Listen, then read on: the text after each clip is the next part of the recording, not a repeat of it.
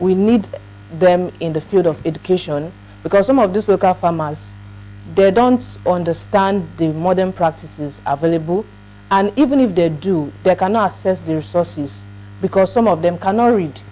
So we need the students, we need the people who can interpret those things to them in a way that, okay, we can actually put these things into practice and have a sustainable practices that we can adopt in agriculture, because as it stands, we need food. And even though AI is coming in, we still need food as long as humans live.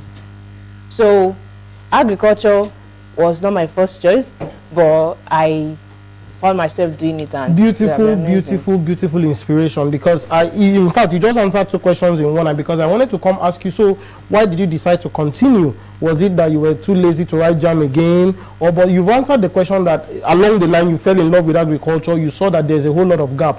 But you see, so many young people do not believe in that gap. So many young people do not believe. They say agriculture is a dirty business. How dirty is agriculture? Okay, agriculture can be demanding physically, but that doesn't mean it's a dirty business.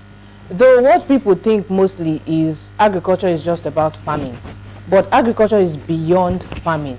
We have other aspects of agriculture that, but people are still making it in agriculture. Wow, it's interesting to note. So as you're seated here right now, you are very confident and you can encourage young people that are maybe about to write JAM, that are looking for what course or are still looking for a direction in their life. So many young people are saying, what can I do? And you are sitting here, and are you saying that you're encouraging young people to study agriculture in university? Yes. And there is hope for them. What hope do you think, as someone that has gone through the 4 walls of the university course and have come to fall in love with agriculture, what hope do you think is there for agricultural students? Okay, I mentioned AI before now. Every industry, we have the modern move now. Every industry need that. Now we need technology in agriculture, because agriculture is moving away from what we used to know it to be. It's just what we use the crude implement.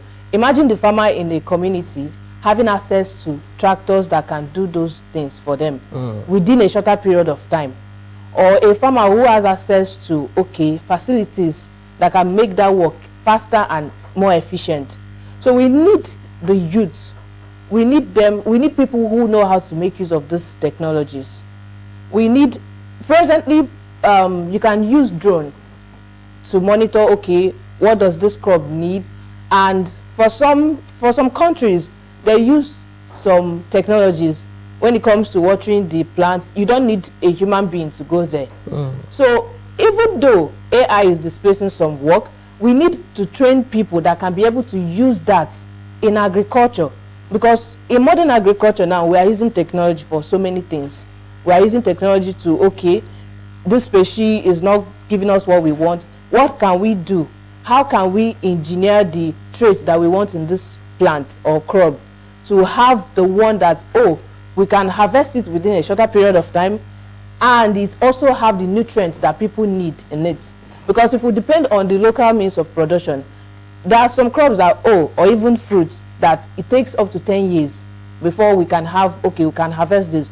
But with technology, with plant breeding techniques in that aspect, we can engineer plants that within 2 to 3 years, we can harvest them and still have the nutrients that we need in them.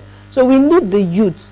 We need people that understand this technology. We also need them in the policy aspect of it. We need people that will make policy that will be beneficial to.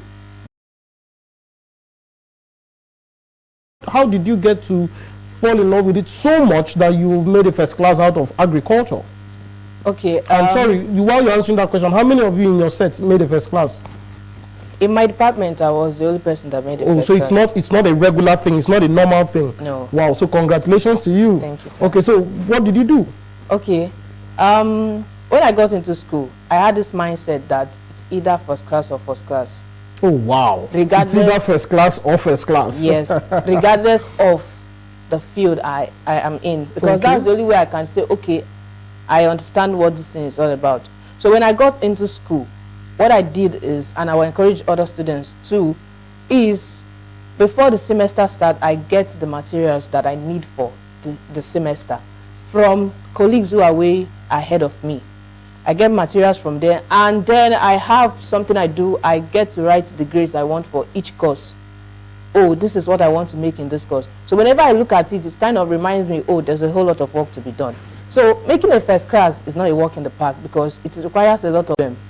There's post-harvest issues of, oh, after the harvest, we can't access the market to get it to the final consumers. So we should make the market available for these people. Create intermediaries that can bridge the gap. You connect, or we can also have youth who can create technologies that can connect the farmers and the consumers too. Thank you, Miss Esther. Your passion is very, very palpable, and we know that if we give you all the time, you have a whole lot to say, and we know that Nigeria has a whole lot of solutions to put in place. We were talking to Miss Esther Okoro, who is a first-class graduate